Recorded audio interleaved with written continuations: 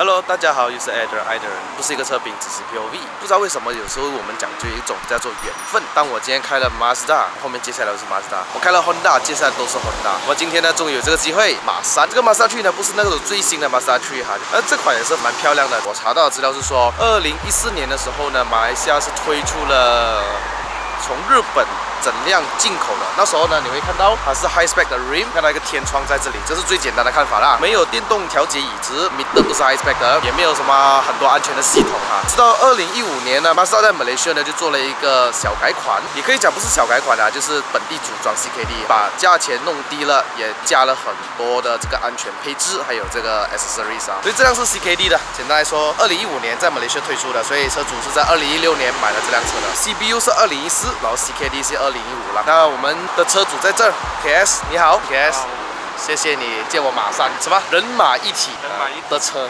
真的是我开过日本车里面哈，新德是我最赞的一辆车来的。我们去看一下你的车到底改了什么，是有小改吗？看得出好像是很原装的车，对不对？但是里面内有乾坤哦。OK 啦，话不多说了，我们去看看那个车 ，Let's go。当时在 CKD 的时候，马来西亚就有3个 spec 啦哈，一个是 hatchback，sedan 的话就有分为2个咯，一个是 high， 一个是我们可以讲 low spec 啦，好像 CBU 的时候给的料，它是没有皮革椅子，没有电动调节椅子哈，就这辆车是一个 high spec。Mazda 的这个 keyless entry 呢是没有 touch sensor 的，你必须要按一个 button， 引擎盖在这儿，油盖在这儿。这是开后面的尾箱，你会看到一大堆，这里很多 button 啦 ，RVM、AFS 啊，盲点侦测啦，哈 ，iStop 都有哈。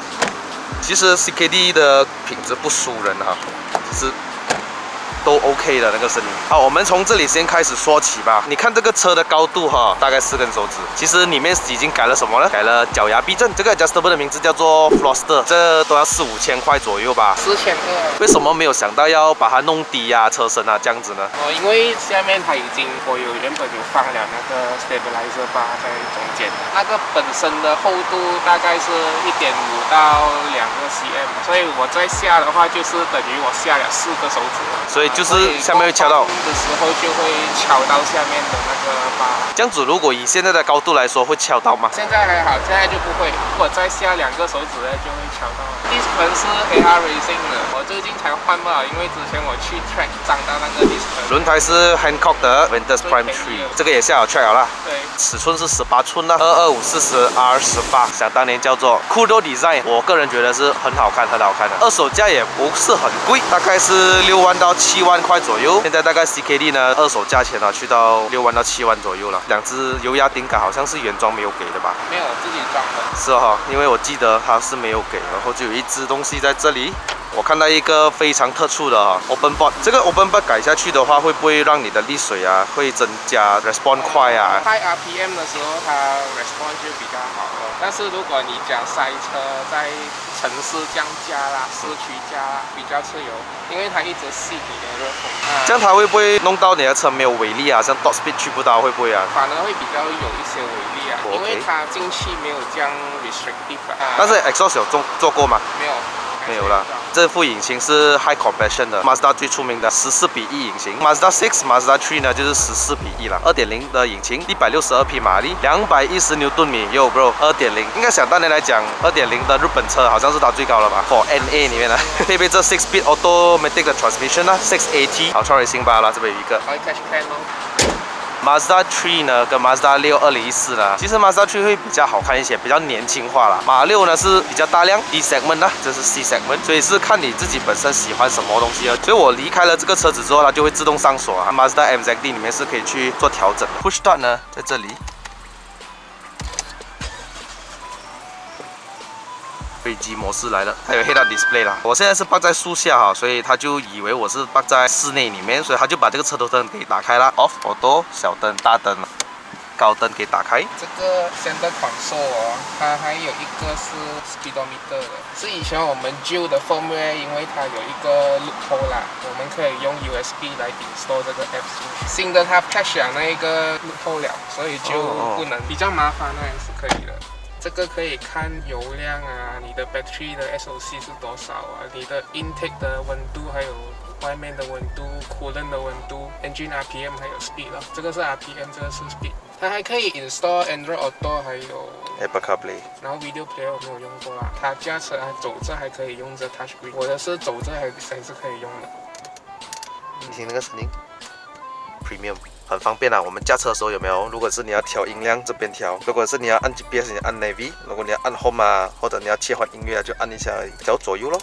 然后可以其实很容易上手了，这个东西我不用去学太多。其实你一上手是很人性化的，2个置备架 ，cup holder， 还有这个小小的中央扶手，sorry，Auto Dim Rearview Mirror 都有，这个有的放眼镜，2个灯，这个白灯应该也是换过了，原装应该不是白灯的。其实我久了啊，我反而觉得黄灯会比较斯文，可能你的眼睛比较舒服一点，在晚上。这辆车的这个车头灯是有 AFS 的，它会跟着你的 steering 摆动啊，左右。我现在放高灯 signal 给你们看看一下外面啊，这个 steering 是可以调上下前后的吗？可以。哇，调得很粗哎。那这一代有一个通病哈，这个时速表是不能动哈，这是一个通病来的啦。他们讲 CKD 的 model 很多人会去中的问题，也可以花几百块去 set 的问题。我下车看看一下外面。CKD 呢，它就有皮革椅子啦，还有这个电动调节椅子啦。我看到好像 cut 了一个小小的东西，你们看这里有个印哦，这个印呢应该是调背部了。在这一代的话，可能马来西亚就 cut 掉它。哦，背部已经美诺调了。Mazda 的风琴式踏板，我个人是非常喜欢的。这个我讲了 N 次啊，太多次了。你把它踩完之后呢，有一个 kick down button 呢，让它强制降档，得到最大的把握，好像 OC 车这样子，像 carbon fiber 的这种处理哈。Automatic up down， 这里是 soft touch 哈。这个饰板呢，我看到我的朋友的 Mazda 3哈，它就是粘那个 carbon fiber 的那种，漂亮哈，真的很漂亮。这个手动到的地方都是皮革，这个也是皮革，软质塑胶，这个是硬质塑胶。其实 Mazda 做车啊的设置都是算是蛮 premium 一下的。啊，这个就是硬质塑胶啊，这是正常的，很多 C segment 的车呢都是这样子做。但是你看上去是一样的，前面已经调整我的驾驶座位，我身高173，坦白说坐进来的话，我的腿部空间还是下大概3根手指这样子。但是如果你说硬要说它还是小，我觉得还行。如果你说小的话，你可以去试一下 IS250，表面上看下去很大辆，但是其实里面不大辆的，其实还好啦，只是少了一个冷气吹风口在后面。后面这里有一个灯是不能调的，中央扶手。后座的话没有什么太大的惊喜哈 ，Mazda 的造车理念就是给驾驶员呐。这边呢就没有 pocket， 可是左边呢这里就有一个 pocket，Why？ 不知道为什么。喂，哇 ，Morning boss。Signal 是传统灯泡哈，晚上的灯是这一条线的。这个我相信是 CBU 是没有这样子的 ，CKD 之后就有这样子的，非常的漂亮哈。尾箱空间其实我不觉得小了，我觉得还好。其实给我们一般的这个家庭来讲，其实是够用哈。这个箱子 Mazda 的哦，自己买的，不错嘛，小的备胎。我看一下排气管哈，你们看一下排气管，因为它把它藏起来了，我们必须要找它出来。Hello， 排气管你在哪里？这个尾翼也是自己加的啦，在中国呢叫什么安克赛啦，如果 Mazda 6是叫阿特兹。OK。没有电动调节椅子，降下来啊。这里是 soft touch 和 plastic soft touch， 整块呢可以讲是 soft touch。中控台设计啊真的不差，你都看到非常的漂亮 ，OK 的，二手很值得去买，我觉得很值得去买。这一类的话是这里吧，2条，中间是没有的。对，晚上开灯的话就好像有一个 eye 这样子，有 AFS 自动转向头灯。这一代的话就新的就比较奇怪了，它就把它分开式的。放在版本那边，不说太多了，这样我们去上路试驾啊 ，Let's go！ 这是它的 Mazda 钥匙，长得很像 Proton Iris， 没有啦。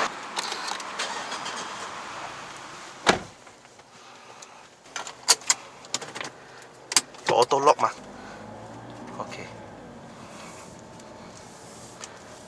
，OK， 这个 adjustable 的话，你在低速的时候啊，你发现到会很有路感，就在。有一点bumpy这样，它不会不舒服的bumpy啦，你至少觉得这个路是不平的。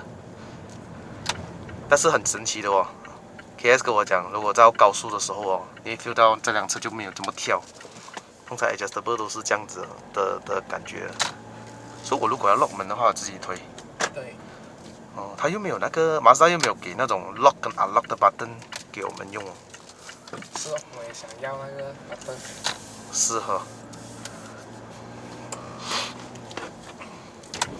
OK， 这个 iStop 你也是关掉了？还没有。如果你关掉，你不懂你的 battery 几时有问题。这样，如果你关掉，你不知道你 battery 有问题。它不会出那个 warning， 应该是啦，明白我不懂会不会啦，没有试过。因为我通常驾车 iStop 是不会 start 的，我用我的 brake 来 control。你不要踏 brake 踏到这样深，它就不会启动那个 iStop。明白，就是在红绿灯的时候轻轻的踩，对，就可以了。勾停就好了。明白。原来有这样小小的技巧。OK， 这辆车因为 open board 啦，所以我稍微踩一点点的大油，它就会有那个怎么说呢？它的那个细风的声音啊，就好像今天你买德国车啊，你直接做 open board 啊，那个是更加紧，那个是怎样去形容这种声音啊？你们自己听就好了。总之是有声音就对了啦。像 down bike 也是有一种声音的。应该听得出啊，那个。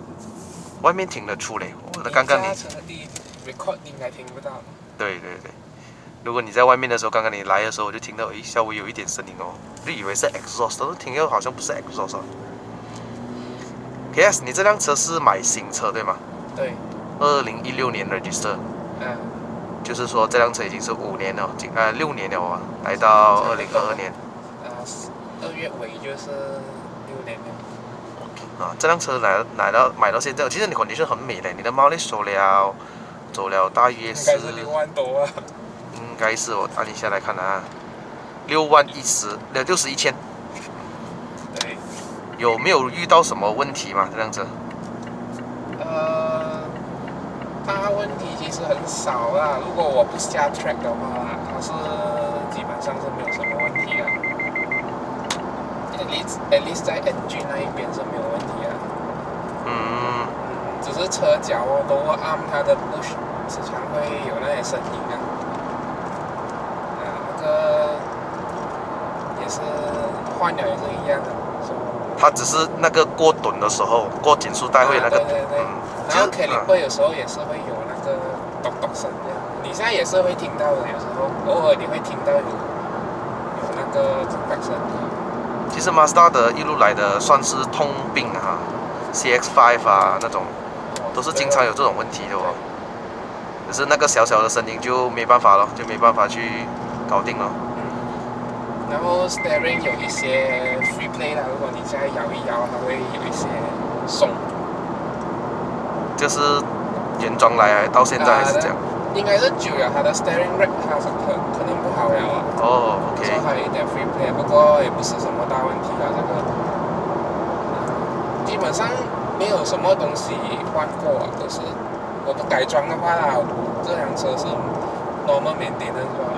什么东西会想到让你去买 Mazda？OK，2016年那时候是 FC 还没有出嘛 ，Civic 应该只是 FB。我买了多几个月它就出 FC 了。那什么原因会让你想到去买 Mazda？因为 Mazda 这个价钱不算便宜啦。当年 CKD 这一个价钱我买是123啊，123啊，说是性价比是最高的一辆车，在 C segment 里面。对啊。然后最重要的是它没有 CVT。因为当年那个年代，我想一下啊，会出名 CVT 了没有？当年是 FB 啊 ，FB 然后Subaru XV 也是 CVT。对，Subaru XV 然后多大的不用看了啦，也是 Vios 都是 CVT 啊。Otis 对，也是 CVT 嘛，好像是。所以只有剩下 Mazda 到现在还是坚持在 AT。对。然后它的动力也是，它的扭力也是差不多是属于是日本车里面，它是可能是 Top 5或者是最高的那个200牛顿米。对啊，在2.0里面有爆发出210的话，很劲，很厉害。还有别的 shift 可以用呢。不管你买到 low spec，low spec 好像是也有low spec 没有。low spec 没有。它也是没有 sport mode 的这个，只有 facelift 才有。我超喜欢它的牙响啊，真的。这一代还 OK， 如果是你讲 CX-5 的话，我就加到有分别了。旧的 CX-5 第一代跟第2代的话那个牙响反应就你会 feel 到新的一代会比较快一点。之前你不是坐过一辆2.5的 Mazda Mazda 6的，你 compare 它的 shifting 和这一辆的 shifting， 它那个 shifting 比较快的。啊，对，是有，因为它在数据来讲，它不懂是有一个叫做什么 Sport， 可能 Sport Tune 啊，好像 Sport Tune 还是这样。对，你这也可以设0到100，我是没有试过就。你会听到 Open Board 的声音非常的强大。台湾。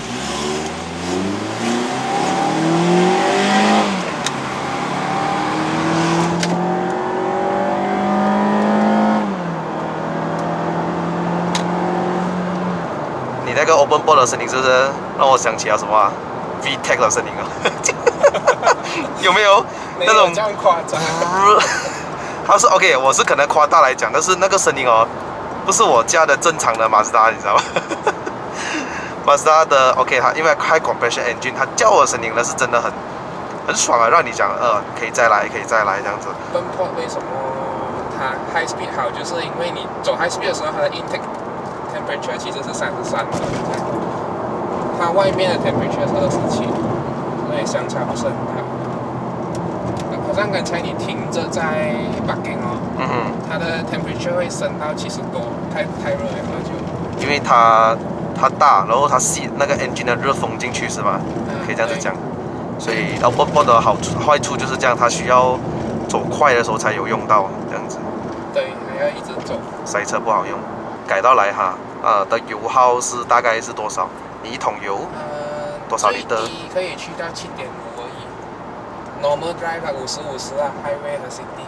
哦 ，OK。如果走 highway 可以到6点多，看你走多快哦。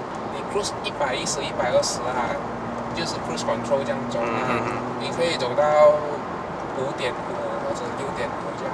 Liter per 100 km，average 是8.0 liter per 100 km。我打的时候最多会打到它出灯啊，打到41这样。有算过可以走一桶油走，你这样子城市价会走多少公里500啊。有 OK 啊。500多这样。视野来讲真的是很好了的，这辆车没有什么太大的盲点。其实它隔音也不错嘞，风声啊那些都控制的 OK 的哦。如果你驾过 Civic FB 啊，你就知道 FB 的隔音就这个底盘很扎实哦，车身的重量应该有1300到1400 kg 啊。133。对，我 feel 到这个重量在高速上面至少很稳定的去啊，它不会给你那种没有什么信心啊这样子去。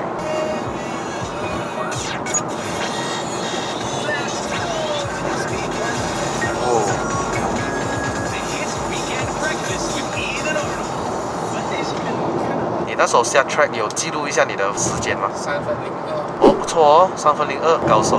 我是要 aim 3分钟以下。Manual mode 啊，到红线的话，它会帮你换压的嘛？不会。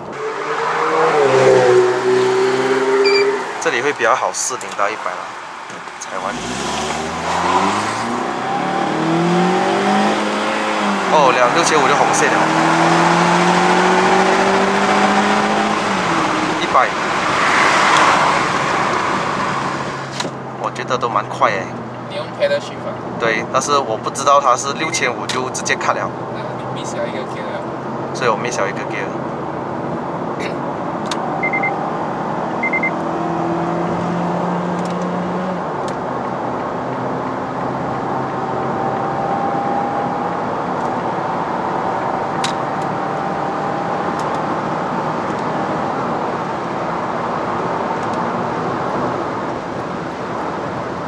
哇，153 km/h， 转速在3000。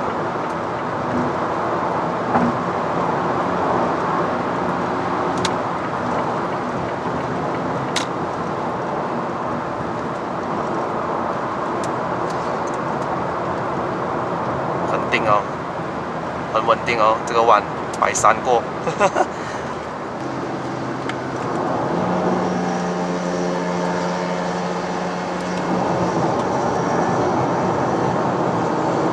这个弯我没有拿 line 都很稳哦，感觉到。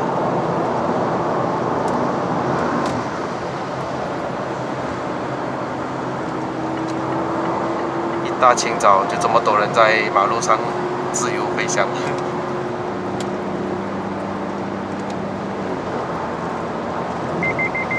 这个就是它的 departure，就是 warning 来的啦，就是它不会帮你摆回来。它不会。它会有一个声音滴滴滴滴。哦，对哦，忘记跟你们讲，这辆车 CKD 之后啊，还有加一个 Smart City 的 Safety System 啦。就是说它4 km/h 到30啊，还有一个 Auto Brake 的 System 啦，在赛车的时候好用啊，这个东西很轻松哎，在这个 Carrera Highway 啊，轻轻这样子踩油门，然后我的时速可以达到这么快，我觉得是蛮轻松的，没有什么压力。哎，他直接把我跳摇，我没有讲踩大油那些哦，他直接把我拉4000转，他好像知道你的驾驶方式啊。去做一个学习啊。其实很多人讲它的 brake 很短，其实它不是很短，只不过是你没有 activate 到它的那个 brake assist 啊。明白。哇！你 normal 踩 brake 哦，你是顺着去踩的吗？它是很顺着帮你停的。对。所以它的力度没有这样好。哇！你们看这个 Hilux， 108过这个弯，强啊！我没有看过 pickup 这样过弯的哦，他下了6是吧？我觉得是有下了8那些了。有啦，看到下面白色的，我觉得他们的疤很特别。在下面。